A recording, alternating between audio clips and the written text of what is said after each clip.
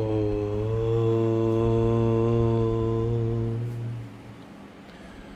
ശ്രീനാരായണ പരമഗുരവേ നമഃ.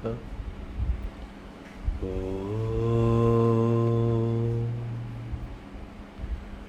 ബ്രഹ്മണേ മൂർത്തിമതേ ശ്രിതാനാം ശുദ്ധിഹേതവേ നാരായണ യതീന്ദ്രായ തസ്മൈ ശ്രീ ഗുരവേ നമഃ.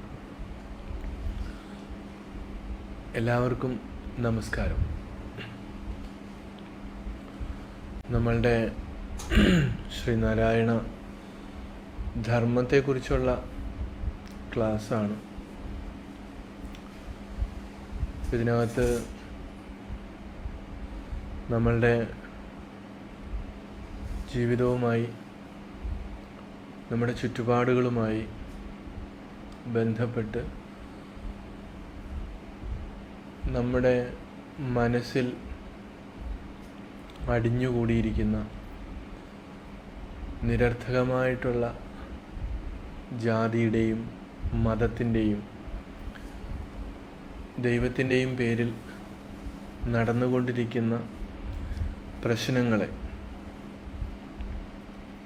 എങ്ങനെ പരിഹരിക്കാം, അതിന് സർവജ്ഞനായ സർവധർമ്മ ശാസ്ത്രങ്ങളെയും കുറിച്ച് വ്യക്തമായ ഉൾക്കാഴ്ചയുള്ള ഗുരുവിനോട് ഉള്ള ചോദ്യങ്ങളാണ്. ആ ചോദ്യങ്ങളിൽ ഇന്നത്തെ നമ്മുടെ മനുഷ്യൻ്റെ മാനസികാവസ്ഥയും ചേർന്നിരിക്കുന്നു എന്നുള്ളത് നമുക്ക് ഒഴിവാക്കാൻ പറ്റുന്ന ഒരു കാര്യമല്ല. അതുകൊണ്ടാണ് ഈ വിഷയങ്ങളിൽ നമുക്ക് വളരെ നിഷ്പക്ഷമായിട്ടുള്ള ഒരു നിലപാട് നമ്മൾക്ക് തിരിച്ചറിയേണ്ടതായിട്ട് ഉള്ളത്. ഇപ്പോൾ ജാതിയുടെ ഈ നിരർത്ഥകമായിട്ടുള്ള ജൽപ്പനങ്ങൾ, അതൊക്കെ നമ്മൾ കൃത്യമായിട്ടും വ്യക്തമായിട്ടും മനസ്സിലാക്കേണ്ടതായിട്ട് ഉണ്ട്. അടുത്ത ശ്ലോകത്തിൽ പറയുന്നത്, യഥാകാമം ചരന്ത്യേകെ ശൗചാചാര ആദിവർജിത അനേകദേവ വിശ്വാസാൻ ഉന്മത്ത ഇവ സർവദ. അപ്പം ഏകേ ചില ആളുകൾ അനേകദേവ മറ്റ് ഒരുപാട് ദേവന്മാരിലുള്ള വിശ്വാസം കൊണ്ട് ശൗചാചാരാദി വർജിത, ശൗചം, ആചാരം മുതലായിട്ടുള്ളത് വർജിച്ചുകൊണ്ട്, ഇല്ലാതാക്കിക്കൊണ്ട്, ഉന്മത്തായിവ ഉന്മത്തന്മാരെ പോലെ, സർവദ എല്ലാ സ്ഥലത്തും, യഥാകാമം ഇഷ്ടം പോലെ, ചരന്തി അവരിങ്ങനെ ചുറ്റി നടക്കുകയാണ്. അപ്പോൾ ഇവിടെ ചില ആളുകൾ ഈ ദേവന്മാരുടെ അല്ലെങ്കിൽ ഈശ്വരന്മാരുടെ കാര്യങ്ങളൊക്കെ പറഞ്ഞുകൊണ്ട് അതിൻ്റെ വിശ്വാസത്തിൽ ശൗചാചാരാദി വർജിത എന്ന് പറഞ്ഞിട്ടുണ്ടെങ്കിൽ ബാഹ്യമായിട്ടുള്ള ശുചിത്വം, അതേപോലെ ആന്തരികമായിട്ടുള്ള ശുചിത്വം ഒക്കെ വേണ്ട എന്ന് സ്വയം വിചാരിച്ചുകൊണ്ട്, ഉന്മത്താഹ ഇവ, അങ്ങനെ ഒരു ഭ്രാന്തമായിട്ടുള്ള ഒരു മാനസികാവസ്ഥയോടുകൂടി ഇഷ്ടം പോലെയൊക്കെ ഇങ്ങനെ ചുറ്റിത്തിരിഞ്ഞ് നടക്കുന്നതായിട്ട് കാണുന്നുണ്ട്. ഇതൊക്കെ ശരിയാണോ ഭഗവാനെ എന്നാണ് ചോദിക്കുന്നത്. നമ്മളുടെ ചുറ്റുപാടും ഈ അനേക ദേവതാ വിശ്വാസം എന്ന് പറയുന്നത്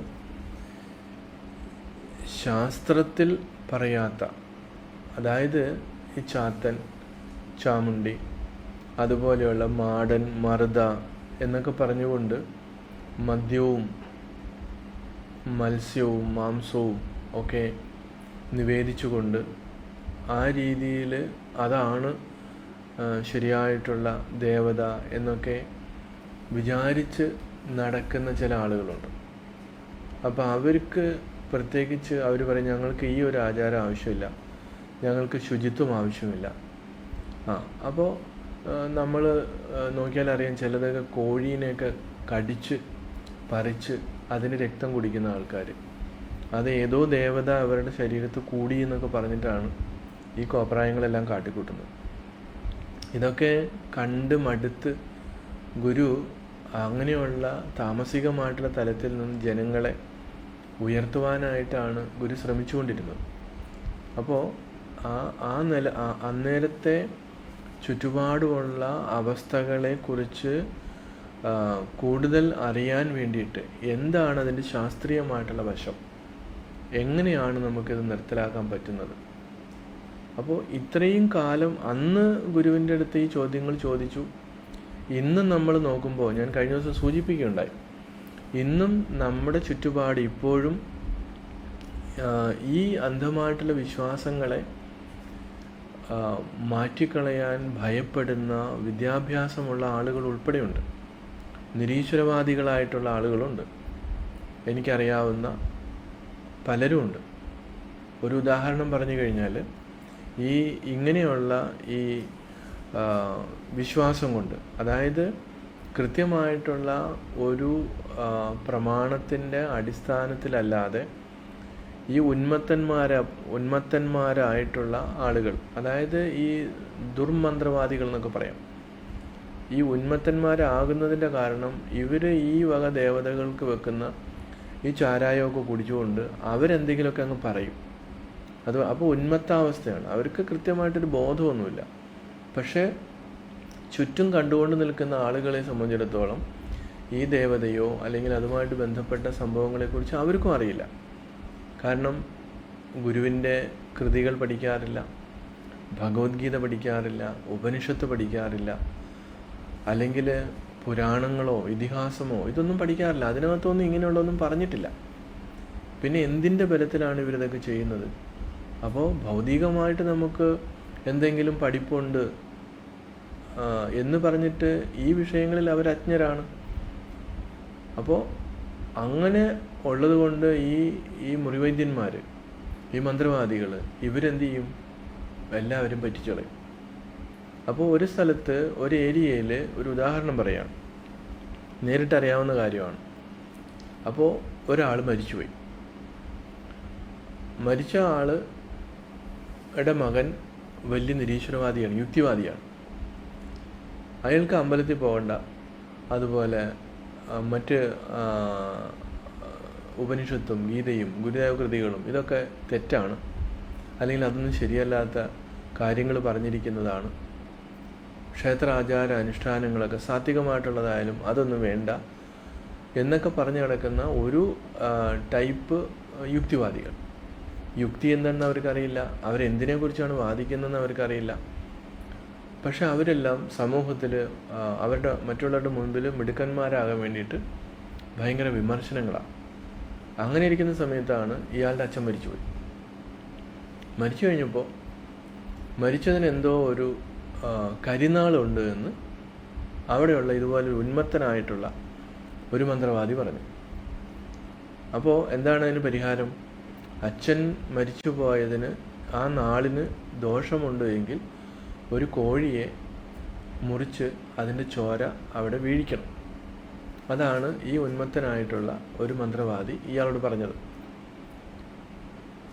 സ്വന്തം അച്ഛൻ മരിച്ചപ്പോൾ ദോഷം വരാതിരിക്കാൻ വേണ്ടിയിട്ട് കോഴീനെ കൊല്ലാൻ തയ്യാറായി കോഴിയൊക്കെ അവിടെ കൊണ്ടുവച്ചിരുന്നു. അന്നേരം അയാളുടെ യുക്തിവാദം എവിടെ പോയെന്ന് നമുക്കറിയില്ല, അയാളുടെ കോമൺ സെൻസ് എവിടെ പോയെന്ന് നമുക്കറിയില്ല. അപ്പോൾ കൃത്യമായിട്ട് കാര്യങ്ങൾ മനസ്സിലാക്കാതെ മറ്റുള്ളവരുടെ മുൻപിൽ മിടുക്കന്മാരാകാൻ വേണ്ടി എന്തൊക്കെയോ പറയുന്നു, ജൽപ്പിക്കുന്നു. അപ്പോൾ ആ മരണ വീട്ടിൽ ആ ഡെഡ് ബോഡി അവിടെ നിന്ന് എടുക്കുന്നതിന് മുമ്പ് തന്നെ ഈ കോഴിയെ മുറിച്ച് ചോര അവിടെ വീഴിച്ചാലാണ് ദോഷം മാറുകയുള്ളൂ എന്നാണ് അവർ പറഞ്ഞിരിക്കുന്നത്. അതനുസരിച്ച് അയാളെ കോഴീനെയൊക്കെ റെഡിയാക്കി വെച്ചിരിക്കുക. അപ്പോഴാണ് ഞാൻ അവിടെ ചെല്ലുന്നത്. അപ്പോൾ ഇയാളുടെ അളിയൻ പറഞ്ഞു സ്വാമി വരുന്നുണ്ട് എന്ന് പറഞ്ഞതോടുകൂടി ഈ കോഴീനെയൊക്കെ പെട്ടെന്ന് അവിടുന്ന് മാറ്റിക്കളഞ്ഞു. പിന്നെ അത് ചെയ്തില്ല. എന്തുകൊണ്ടാണ്? അപ്പോൾ കോഴിയെ കൊന്ന് അതിൻ്റെ ചോര അവിടെ വീഴിക്കുമ്പോൾ ഈ മരിച്ചുപോയ ആളുടെ ദോഷം മാറുമെന്ന് പറയുന്നതിൻ്റെ യുക്തി എന്താണ്? ഒരു യുക്തിയില്ല. മരിച്ചു കിടക്കുന്ന ആളുടെ വായിൽ അരിയും പൂവും വെള്ളമൊക്കെ ഒഴിച്ചു കൊടുക്കുന്നതിൻ്റെ യുക്തിയും എവിടെ പറഞ്ഞതാണ്? ആര് പറഞ്ഞതാണ്? അതിനെന്തെങ്കിലും ശാസ്ത്രീയത ഉണ്ടോ? പക്ഷേ ഇതൊക്കെയാണ് ഇപ്പോഴും നടക്കുന്നത്. അപ്പോൾ ദൈവത്തിൻ്റെ പേരും പറഞ്ഞ് ഈ മുറിവൈദ്യന്മാർ ഇങ്ങനെയൊക്കെയുള്ള ഉന്മത്ത അവസ്ഥയിൽ എന്തൊക്കെയോ പറയുന്നു. അത് കണ്ണടച്ചങ്ങ് വിശ്വസിക്കുകയാണ്. അങ്ങനെയുള്ള ഈ ഇതിൽ നിന്നൊക്കെ മാറ്റമുണ്ടാക്കണമെങ്കിൽ എന്താണ് ചെയ്യേണ്ടത്? ഇതൊന്നും യാതൊരു ശാസ്ത്രത്തിന് അല്ലെങ്കിൽ യുക്തിക്ക് നിരക്കുന്നതല്ല. ഭഗവാൻ ഗുരു പറയുകയാണ്, ഒരാൾ മരിച്ചു പോയി കഴിഞ്ഞാൽ എന്ത് ചെയ്യണം? 11 ദിവസം രാവിലെയും വൈകുന്നേരവും വിളക്ക് കത്തിച്ച് വെച്ച്, നിലവിളക്ക് കത്തിച്ച് വെച്ച് ആ മരിച്ചുപോയ ആളുടെ സദ്ഗതിക്ക് വേണ്ടി പ്രാർത്ഥിക്കാൻ പറയാണ്. എല്ലാവരും കൂടി പ്രാർത്ഥിച്ചാൽ മതി. അല്ലാതെ ഈ വായിൽ ഈ അരിയും പൂവും വെള്ളമൊന്നും ഒഴിക്കേണ്ട ആവശ്യമില്ല. കോഴീനെ കൊല്ലേണ്ട ആവശ്യമില്ല. അങ്ങനെ മരിച്ചു പോകുന്ന ആൾക്ക് കരിനാളുണ്ട് എന്ന് പറയുന്നത് തന്നെ ശുദ്ധമായിട്ടുള്ള അസംബന്ധമാണ്. ആ ആൾ മരിച്ചു, ആ ദോഷം കൊണ്ട് വേറെ ആരെങ്കിലുമൊക്കെ പഞ്ചമി ദോഷം എന്തൊക്കെയോ ദോഷങ്ങൾ ഇവർ പറഞ്ഞു വരുത്തുന്നുണ്ട്. ആ ഒരു മനുഷ്യൻ മരിച്ചു പോകുന്നത് അയാൾ മരിക്കേണ്ട സമയമാകുമ്പോഴാണ്. അതുകൊണ്ട് അതിനകത്ത് ദോഷം വേറെ ജീവിച്ചിരിക്കുന്ന ആളുകൾക്ക് ദോഷമൊന്നുമില്ല, ഉണ്ടാകത്തില്ല. ഇനിയെങ്കിലും നിങ്ങളെല്ലാവരും ശക്തമായിട്ട് ഗുരു പറഞ്ഞതിൽ വിശ്വസിക്കുക. അത് യുക്തിയുക്തമാണ്, വിശ്വാസം മാത്രമല്ല. അപ്പോൾ അങ്ങനെയുള്ള ഈ തെറ്റായിട്ടുള്ള രീതികളെ ഇന്നും പിന്തുടരുന്നു എന്ന് പറയുമ്പോൾ അന്നത്തെ കാലത്തെ ഭീകരാവസ്ഥ എന്തായിരിക്കണം? അന്ന് ഒട്ടും വിദ്യാഭ്യാസമില്ലാത്ത ആൾക്കാരാണ്. ഇങ്ങനെയുള്ള ആളുകൾ പറയുന്ന ഇതിൽ മാത്രം വിശ്വസിച്ച് പോകുന്ന ആൾക്കാർ. ഇന്നും എത്രയോ പേരാണ് വർഷത്തിലൊരിക്കൽ മരിച്ചുപോയവർക്ക് വേണ്ടി വീട്ടിൽ ഈ വീതി വെക്കുക, അതിന് ഇങ്ങനെ വെച്ചൊരുക്കുക എന്നൊക്കെ പറഞ്ഞിട്ടുള്ള കാര്യങ്ങളൊക്കെ ചെയ്യുന്നുണ്ട്. അതൊന്നും ചെയ്യാൻ ഗുരു പറഞ്ഞിട്ടില്ല. അതുപോലെ മരിച്ച വീട്ടിൽ നിന്ന് ആരും ക്ഷേത്രത്തിൽ പോകാൻ പാടില്ല. അതെന്തോ പൊലയുണ്ടെന്നാണ് പറയുന്നത്. എന്ത് പൊലയാണുള്ളത്? മനുഷ്യന് മനസമാധാനം കിട്ടാനും ശുദ്ധമാകാനും വേണ്ടിയിട്ടാണ് ക്ഷേത്രത്തിൽ പോകുന്നത്. അപ്പോൾ അവിടെ പോകാൻ പാടില്ല എന്ന് ആരോ പറഞ്ഞിരിക്കുന്നു. അതിന് യാതൊരു യുക്തിയുമില്ല. ഒന്നും വേണ്ട, സ്വന്തം വീട്ടിലിരുന്ന് പ്രാർത്ഥിച്ചുകൂടെ? നിലവിളക്ക് കത്തിച്ചുകൂടെ? അത് ചെയ്യാൻ പോലും ഈ ഉന്മത്തന്മാരായിട്ടുള്ള അല്പജ്ഞാനികൾ സമ്മതിക്കുന്നില്ല എന്നുള്ളതാണ് ഇവിടെ പറയുന്നത്. തീർച്ചയായിട്ടും ഇങ്ങനെയുള്ള ഇതിൽ നിന്നൊക്കെ നമുക്ക് മാറ്റമുണ്ടാകണം. അപ്പോൾ ഇങ്ങനെ വെറുതെ ചുറ്റിത്തിരിഞ്ഞ് കുഴപ്പങ്ങൾ ഒക്കെ ഉണ്ടാക്കി നടക്കുന്നത് ശരിയല്ല. അവർ പറയുന്ന അവരുടെ വാക്കുകളല്ല നമുക്ക് പ്രമാണമായിരിക്കേണ്ടത്. മറിച്ച് ഗുരു എന്ത് പറഞ്ഞിരിക്കുന്നു അതിലാണ് നമ്മൾ കൃത്യമായിട്ട് അതനുസരിച്ച് പോകുക. ആരെന്ത് ചോദ്യം ചോദിക്കുമ്പോഴും നമുക്ക് ശക്തമായിട്ടുള്ളൊരു ഉത്തരമുണ്ടാകണം. ഗുരു പരമം പ്രമാണമാണ്. ഗുരു എന്താണ് ഇതിൽ പറഞ്ഞിരിക്കുന്നത്? ഗുരു പറഞ്ഞ കാര്യം ഞാൻ ചെയ്യും, അല്ലാതെ ആര് പറഞ്ഞാലും ഞാനത് ചെയ്യില്ല എന്ന് തൻ്റെ ഇടത്തോടുകൂടി ധൈര്യത്തോടുകൂടി യുക്തിയുക്തം പറയുവാനുള്ള ഒരു ആർജവം നമുക്ക് ഉണ്ടാക്കിയെടുക്കുക എന്നുള്ളതാണ്. പിന്നെയോ അഹോജാതി പിശാചസ്യ ബാധയാ ചിത്തവിഭ്രമാത് കേജിത് മത്സരിണോ ഭൂത്വ ഹിംസന്തി അന്യാൻ അകിഞ്ചനാൻ. എന്താ പറയുന്നത്? കേജിത്, ചില ആൾക്കാർ എന്ത് ചെയ്യുന്നു? ജാതി പിശാചസ്യ, ഈ ജാതി പിശാചിൻ്റെ ബാധ കൊണ്ട് ചിത്തവിഭ്രമാത്, ചിത്തഭ്രമം ഉണ്ടായിട്ട് എന്ത് ചെയ്യുന്നു? മത്സരിണ ഭൂത്വ, മത്സരബുദ്ധി ഉള്ളവരായിട്ട് അകിഞ്ചനാനന്യ, ദരിദ്രന്മാരായ മറ്റുള്ളവരെ ഹിംസന്തി, കൊല്ലുന്നു. അഹോ ആശ്ചര്യം. അപ്പോൾ അതും ഭയങ്കരമായിട്ടുള്ള പ്രശ്നമാണ്. എന്ത്? ഈ ജാതിയുടെ പേരും പറഞ്ഞ് ഉയർന്ന കുലത്തിലും ജാതിയിലും ജനിച്ചവരെന്ന് സ്വയം അഭിമാനിക്കുന്ന ചില ജാതി ഭ്രാന്തന്മാരുണ്ട്. അവർ മത്സരബുദ്ധിയോടുകൂടി ഈ പാവപ്പെട്ട ദരിദ്രന്മാരും അതുപോലെ സാധുക്കളുമായിട്ടുള്ള ആളുകളെ ഏതെല്ലാം രീതിയിലാണ് ആക്രമിക്കുന്നത് ഇന്നും നമ്മൾ ചുറ്റുപാടും കാണുന്നുണ്ട്, അല്ലേ? ശ്രീനാരായണ ഗുരുദേവൻ്റെ അടുത്ത് സത്യവ്രത സ്വാമികൾ, അന്ന് അദ്ദേഹം സന്യാസമൊന്നും എടുത്തിട്ടില്ല. അപ്പോൾ ഈ വലിയ ജാതി മേൽക്കോയ്മ നിലനിൽക്കുന്ന സമയം ആലുവ അദ്വൈതാശ്രമത്തിൽ ഗുരു വിശ്രമിക്കുന്നു. ഭക്തന്മാർ ഗുരുവിൻ്റെ അടുത്ത് വന്ന് നമസ്കരിച്ച് പ്രസാദമൊക്കെ വാങ്ങിച്ചിട്ട് പോകുന്ന ആ അവസ്ഥയിൽ അവിടെ നിൽക്കുമ്പോൾ ഇദ്ദേഹം കുറച്ച് നല്ല ചെറുപ്പക്കാരനാണ്, മെസ്മറിസമൊക്കെ അറിയാം. ആരോ പറഞ്ഞു കേട്ട് ഇങ്ങനെ ഒരു നാണുസ്വാമിയുണ്ട്, അദ്ദേഹത്തിന് ഒന്ന് പോയി കണ്ടേക്കാം. അപ്പോൾ ജാതിയുടെ മിഥ്യാഭിമാനം കൊണ്ട് മറ്റുള്ളവരെയൊക്കെ ഉപദ്രവിക്കുന്ന ഒരു ശീലമുള്ള, അങ്ങനെ സ്വഭാവമുള്ള ഒരാളാണ് ഇദ്ദേഹം. അപ്പോൾ ഗുരുവിനെ ഒന്ന് മെസ്മറൈസ് ചെയ്യാൻ വേണ്ടിയിട്ടാണ് ഇദ്ദേഹം വന്നത്. എന്തെങ്കിലും അങ്ങനെയൊക്കെ വല്ല ഈ ആളുകൾ പറയുന്ന രീതിയിൽ വലിയ ആളാണോ എന്നൊക്കെ അറിയണ്ടേ. അങ്ങനെ ഒരു അഹങ്കാരത്തോടു കൂടിയാണ് അവിടെ വന്നത്. അപ്പം അദ്ദേഹം മാറി അവിടെ നിന്ന് ഒരു മാവിൻ്റെ ചുവട്ടിൽ നിന്ന് ഇത് ശ്രദ്ധിക്കുകയാണ്. ഈ ഭക്തന്മാർ വന്ന് ഗുരുവിനെ നമസ്കരിക്കുന്നതും പ്രസാദം വാങ്ങിച്ചു പോകുന്നതും ഒക്കെ ഇദ്ദേഹം ശ്രദ്ധിച്ചുകൊണ്ട് നിൽക്കുകയാണ്. അതിനോടൊപ്പം തന്നെ അദ്ദേഹം ഗുരുവിനെ മെസ്മറൈസ് ചെയ്യാൻ ശ്രമിക്കുന്നുണ്ട്. അദ്ദേഹത്തിന് അറിയില്ലല്ലോ ഗുരു ആരാണെന്ന് അറിയില്ല. പറഞ്ഞു കേട്ടുള്ള ഒരു ഈഴവൻ്റെ ഒരു നേതാവാണ്, ഈഴവരുടെ ഒരു സ്വാമിയാണ്. അങ്ങനെയൊക്കെയാണ് ഗുരുവിനെ അന്നും ഇന്നും പലരും ചിത്രീകരിക്കുന്നത്. ജാതിയും മതവും വിഭാഗീയതകളൊക്കെ ഇല്ലാതാക്കാൻ വേണ്ടി അവതരിച്ച സാക്ഷാൽ ബ്രഹ്മസ്വരൂപനായ ആ ഗുരുവിനെ എങ്ങനെയാണ് അല്പജ്ഞാനികളായിട്ടുള്ളവർ അറിയുന്നത്? അങ്ങനെ കുറേ സമയം ഇങ്ങനെ മെസ്മറൈസൊക്കെ ചെയ്തു. ആളുകളെല്ലാം പോയി കഴിഞ്ഞപ്പോൾ ഗുരു ഇദ്ദേഹത്തിനെ നോക്കി, എന്നിട്ട് ചോദിച്ചപ്പോൾ ദൂരെ നിൽക്കുന്നത് ചോദിച്ചു, എല്ലാം കഴിഞ്ഞോ എന്ന് ചോദിച്ചു. അപ്പോഴാണ് അദ്ദേഹത്തിന് കാര്യം മനസ്സിലായത്, ഗുരു പരഹൃദയജ്ഞാനി കൂടിയാണ്. അതിന് ഉത്തരമെന്ന് പറയുന്നത് ദീർഘദണ്ഡ നമസ്കാരമായിരുന്നു. അങ്ങനെ ആ പരമഗുരുവിൻ്റെ മുൻപിൽ അദ്ദേഹം പൂർണ്ണമായിട്ട് സമർപ്പിച്ചു. അദ്ദേഹത്തിൻ്റെ അഹങ്കാരം ആ ഒരൊറ്റ ചോദ്യത്തിൽ തന്നെ അസ്തമിച്ചു പോയി എന്നുള്ളതാണ്. അതുവരെ ഇതുപോലെ ഭ്രാന്തമായിട്ടുള്ള ജാതി വിചാരം കൊണ്ട് മറ്റുള്ള പാവങ്ങളെ തൻ്റെ ജാതിയിൽ താഴ്ന്നുള്ള ആളുകളെ ഉപദ്രവിച്ചിരുന്നത് നിങ്ങൾക്ക് പലർക്കും അറിയാം. റോഡിലൂടെ മനുഷ്യന് നടക്കാൻ പറ്റാതെ ശബ്ദം പുറപ്പെടുവിക്കുകയും അവർ വരുമ്പോൾ ഉന്നത കുലജാതരെന്ന് അഭിമാനിക്കുന്നവർ വരുമ്പോൾ ഓടിമറയാൻ വേണ്ടിയിട്ടൊക്കെയുള്ള ആജ്ഞകൾ കൊടുക്കുകയും അങ്ങനെ മാറാത്തവരെ അടിക്കുകയും ഉപദ്രവിക്കുകയൊക്കെ ചെയ്തിരുന്നൊരു കാലം. അപ്പോൾ ആ സമയത്ത് ഇദ്ദേഹവും അതുപോലെ ആ ഒരു ഇതിൽപ്പെട്ട ഒരാളായിരുന്നു. അങ്ങനെ എല്ലാം കഴിഞ്ഞോ എന്ന് ഗുരുവിൻ്റെ ചോദ്യത്തിൽ എല്ലാം കഴിഞ്ഞിരുന്നു. അതോടുകൂടി പരിപൂർണമായിട്ട് സമർപ്പിച്ച് ഭഗവാന്റെ കൂടെ കൂടുകയായിരുന്നു. സത്യവ്രത സ്വാമികൾ സമാധിയായപ്പോൾ പറഞ്ഞു, നമ്മുടെ വലങ്കൈയാണ് നഷ്ടപ്പെട്ടത്.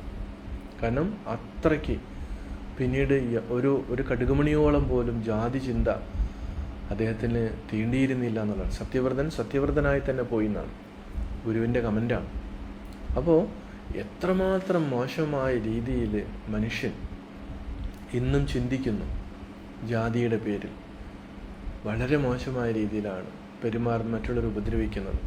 നമ്മുടെ സെക്രട്ടേറിയറ്റിൽ കുറച്ച് വർഷങ്ങൾക്ക് മുൻപ് അവർണനായ ഒരു മേലുദ്യോഗസ്ഥൻ വന്നിരുന്ന് ആ കസേരയിൽ തീർത്ഥം തളിച്ച, പുണ്യാഹം തളിച്ച ഒരു ചരിത്രം ഒരുപാട് ദൂരെയൊന്നുമല്ല, കുറച്ച് വർഷങ്ങൾക്ക് മുൻപ് നമ്മുടെ ഭരണസിരാ കേന്ദ്രമായ സെക്രട്ടേറിയറ്റിൽ നടന്ന സംഭവമാണ്. ഇങ്ങനെ ഇന്നും ഈ മിഥ്യാഭിമാനം കൊണ്ട് മുകളിലുള്ള ആളുകൾ ഞങ്ങൾ മിടുക്കന്മാരാണ്, ഞങ്ങൾ ശ്രേഷ്ഠന്മാരാണെന്ന് അഭിമാനിച്ചുകൊണ്ട് മറ്റുള്ളവരൊക്കെ മോശക്കാരാണ് എന്ന് പറഞ്ഞുകൊണ്ട് ജീവിക്കുന്ന ആളുകൾ ഇന്നും ധാരാളമുണ്ട്. താഴെയുള്ളവരോ അവർക്കും ഒരു മാനസികമായിട്ടൊരു അടിമത്തമുണ്ട്.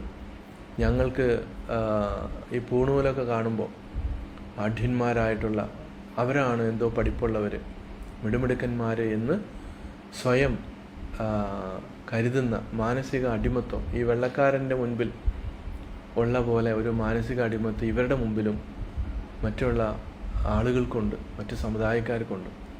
അതെന്തുകൊണ്ടാണ് അങ്ങനെ വരുന്നത്? അവർക്ക് അറിവില്ലാത്തതുകൊണ്ടാണ്, പഠിപ്പില്ലാത്തതുകൊണ്ടാണ്. എന്തിനെക്കുറിച്ചുള്ള പഠിപ്പാണ്? ആത്മീയമായിട്ടുള്ള പഠിപ്പ്.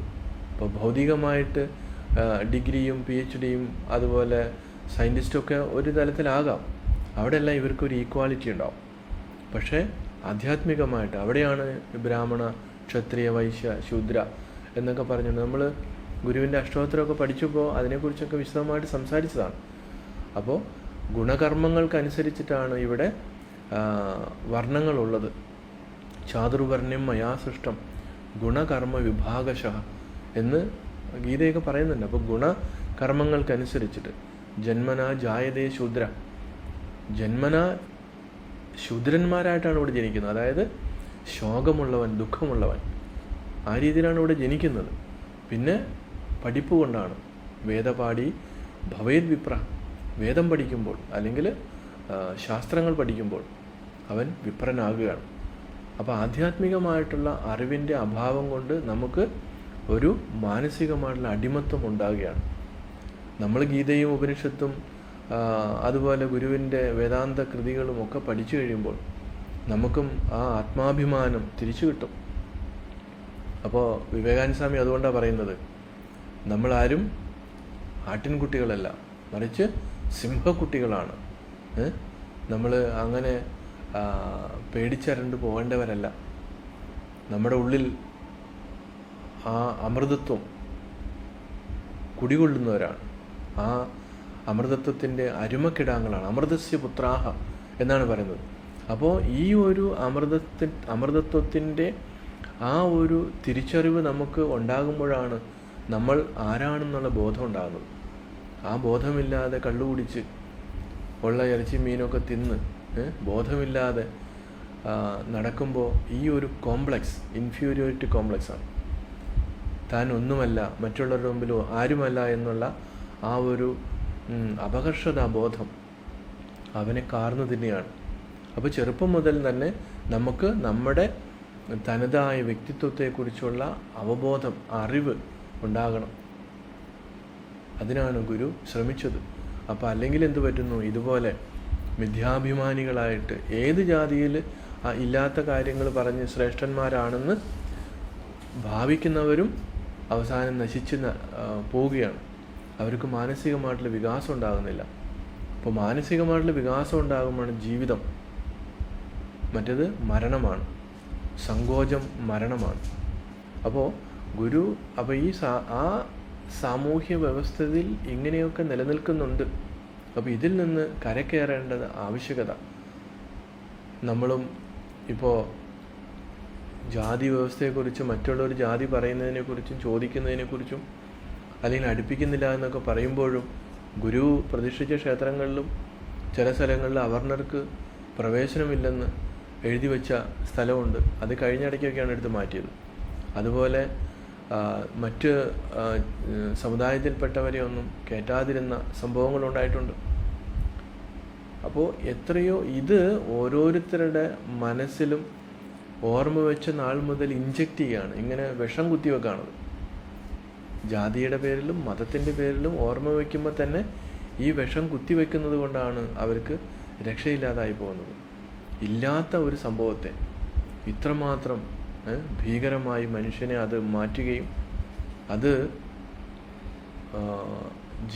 മറ്റുള്ളവരുടെ ജീവൻ എടുക്കുവാൻ, നശിപ്പിക്കുവാനായിട്ട് ഒക്കെ പ്രേരിപ്പിക്കുകയും ചെയ്യാണ്. അങ്ങനെയൊന്നും പാടില്ല എന്ന് ആണ് നമ്മൾ മനസ്സിലാക്കേണ്ടത്. പിന്നെയോ ആ ജാതിയുടെ പ്രതികർത്തുമശക്താസ്തേ ജാതിശല്യ നിഗ്രന്ഥനം മതമന്യത് സമാശ്രിത്യ സുഖം ജീവന്തി ഭാരതേ. അപ്പോൾ ജാതിശല്യം, ജാതിയാകുന്ന ശല്യത്തിൻ്റെ നികൃന്തനം, അതിൻ്റെ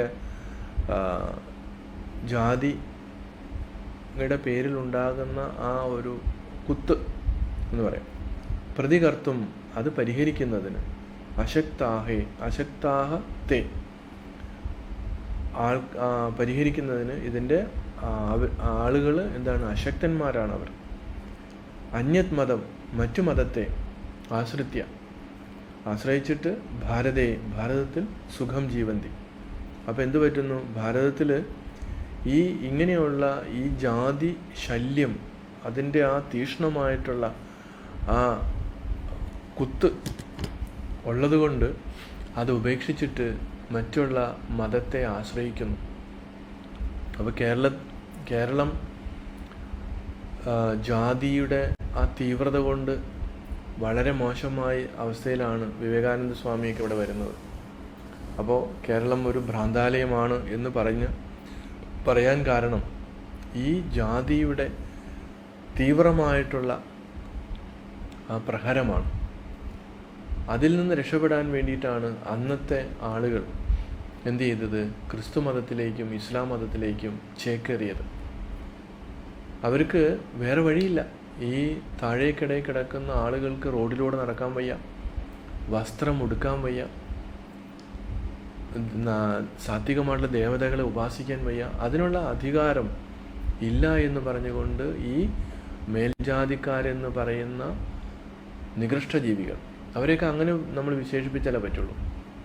അത്ര അധമന്മാരായിട്ടുള്ള ആളുകൾ ഉപദ്രവിച്ചപ്പോഴാണ് ഇത് വിട്ട് പ്രാണരക്ഷാർത്ഥം അവർ മറ്റു മതങ്ങളെ ആശ്രയിച്ചത്.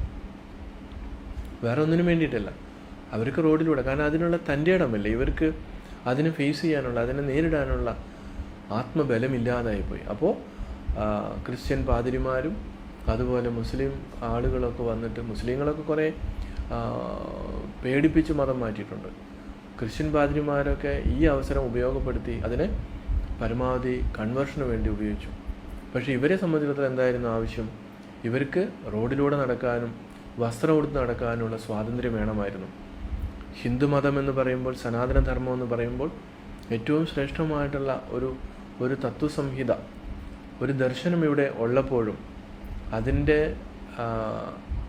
ദൂഷ്യവശങ്ങൾ, അത് സനാതനധർമ്മത്തിൻ്റെ പ്രശ്നമല്ല, അത് കൈകാര്യം ചെയ്തിരുന്ന സ്വാർത്ഥമതികളായിട്ടുള്ള ഈ ദുഷ്ടന്മാർ കൈകാര്യം ചെയ്തു വന്നപ്പോഴുള്ള പ്രശ്നങ്ങളാണ്. അതുകൊണ്ട് ഇവർക്ക് റോഡിലൂടെ നടക്കാൻ വയ്യ, വസ്ത്രം എടുക്കാൻ വയ്യ, അങ്ങനെയുള്ള പ്രശ്നങ്ങൾ വന്നപ്പോൾ മറ്റ് സ്ഥലങ്ങളിലേക്ക് ചേക്കേറുവാനും അതിനകത്തേക്ക് അവരെ അടുപ്പിക്കുവാനും ഉള്ള ഒരു സവിശേഷമായുള്ള സാഹചര്യങ്ങളുണ്ടായി. അങ്ങനെയാണ് മതം മാറ്റം ഇവിടെ കേരളത്തിൽ കൂടുതൽ സംഭവിച്ചത്. ഇന്ന് അപ്പോൾ ഒരു കാലത്ത് മതം വസ്ത്രം ഉടുക്കാനായിട്ട് സ്വാതന്ത്ര്യമില്ലാതിരുന്ന ഒരു കാലഘട്ടത്തിൽ വസ്ത്രം ഉടുക്കാൻ വേണ്ടിയിട്ടായിരുന്നു സമരം നടത്തിയത്. ഇന്ന് വസ്ത്രം വേണ്ട എന്നുള്ള തലത്തിലേക്ക് നമ്മൾ മാറിയിരിക്കുകയാണ്. നമ്മുടെ ആധുനിക ഫാഷൻ ഒക്കെ ഡിസൈനൊക്കെ നോക്കുമ്പോൾ ആണായാലും ശരി പെണ്ണായാലും ശരി ഇവർക്കൊന്നും ഇപ്പോൾ വസ്ത്രം വേണ്ട ആവശ്യമില്ല. അപ്പോൾ ഒരു കാലത്ത് വസ്ത്രം ഉടുക്കാൻ വേണ്ടി നമ്മൾ സമരം നടത്തി. ഇപ്പോൾ നമ്മൾ ലേറ്റസ്റ്റ് ഫാഷൻ അല്ലെങ്കിൽ കാലത്തിൻ്റെ പുരോഗതിയിൽ നമുക്ക് വസ്ത്രം ആവശ്യമില്ല. അപ്പോൾ ശരീരത്തിന് ആവശ്യത്തിലുള്ള വസ്ത്രം ആവശ്യമാണ്. പക്ഷേ ഇന്നത്തെ പ്രത്യേകിച്ച് പെൺകുട്ടികളുടെ അതുപോലെ ചെറുപ്പക്കാരുടെ യുവാക്കളുടെ ഒക്കെ വേഷവിധാനം നമ്മൾ കാണുമ്പോൾ ഉന്മത്തന്മാരായിട്ട് മനസ്സൊക്കെ വികലമായിട്ട് ഭ്രാന്തമായിട്ട് നടക്കുന്ന ഒരവസ്ഥയാണ്. അതാണ് ഫാഷൻ. അപ്പോൾ അച്ഛനും അമ്മയ്ക്ക് പോലും ഇതിന് സപ്പോർട്ട് ചെയ്യേണ്ടി വരികയാണ്. അപ്പോൾ ഏതോ രാജ്യത്ത് ഏതെല്ലാം ഡിസൈനുകൾ നടക്കുന്നു അതെല്ലാം ആണ് നമ്മൾ ഇടേണ്ടത് എന്നുള്ള ഒരു രീതിയിലേക്ക് ഇവിടെ കുട്ടികളുടെ മനസ്സിനെ മാറ്റിമറിക്കുന്നു. അവരുടെ വ്യക്തിത്വം, അവരുടെ ഹെയർ സ്റ്റൈലായാലും ശരി, ഡ്രസ് കോഡായാലും ശരി, അവരുടെ പെരുമാറ്റമാണെങ്കിലും ശരി, എല്ലാം ഒരു വല്ലാത്ത വികൃതമായ രീതിയിലേക്ക് പോവുകയാണ്. പക്ഷേ അതിനെക്കുറിച്ച് നമ്മൾ ആരെങ്കിലും സംസാരിച്ചാൽ അവർ പറയും, നിങ്ങളൊന്നും ഈ ലോകത്ത് ഇപ്പോൾ ജീവിക്കേണ്ട ആൾക്കാരല്ല, നിങ്ങൾക്കിത് മനസ്സിലാകത്തില്ല എന്ന് പറഞ്ഞ് നമ്മളെ അവർ വളരെ മോശമായി ചിത്രീകരിക്കും. അങ്ങനത്തെ ഒരു കാലഘട്ടത്തിലൂടെയാണ് നമ്മൾ സഞ്ചരിക്കുന്നത്. അപ്പോൾ ഇതെല്ലാം നമ്മൾ ചേർത്ത് വെച്ച് വേണം ഗുരു നമ്മളെ രക്ഷപ്പെടുത്താൻ വേണ്ടി, നമ്മളെ സഹായിക്കാൻ വേണ്ടി എത്ര ത്യാഗം സഹിച്ചാണ് ഈ ഭ്രാന്തമായിട്ടുള്ള ജാതിയുടെയും മതത്തിൻ്റെയും ഈശ്വരൻ്റെയും വികലമായിട്ടുള്ള ആ കാഴ്ചപ്പാടിൽ നിന്ന് നമ്മളെ മാറ്റാൻ വേണ്ടി ശ്രമിച്ചത്. അപ്പോൾ ഈ കാര്യങ്ങളൊക്കെ അതിൽ നിന്നൊക്കെ എങ്ങനെയൊക്കെ ഞങ്ങൾക്ക് രക്ഷപ്പെടാൻ പറ്റും ഭഗവാനെ എന്നുള്ള ചോദ്യത്തിൻ്റെ ഭാഗമാണിതെല്ലാം.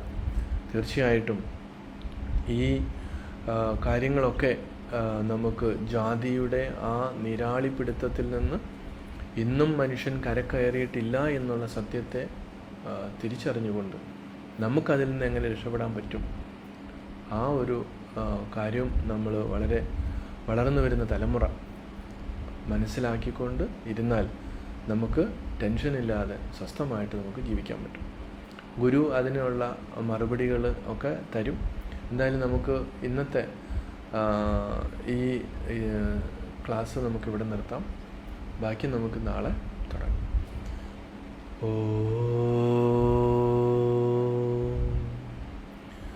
സർവേ ഭവന്തു സുഖിനഃ, സർവേ സന്തു നിരാമയാഃ, സർവേ ഭദ്രാണി പശ്യന്തു, മാ കശ്ചിത് ദുഃഖഭാഗ് ഭവേത്. ഓം ശാന്തി ശാന്തി ശാന്തി. ഓം ശ്രീനാരായണ പരമഗുരവേ നമഃ.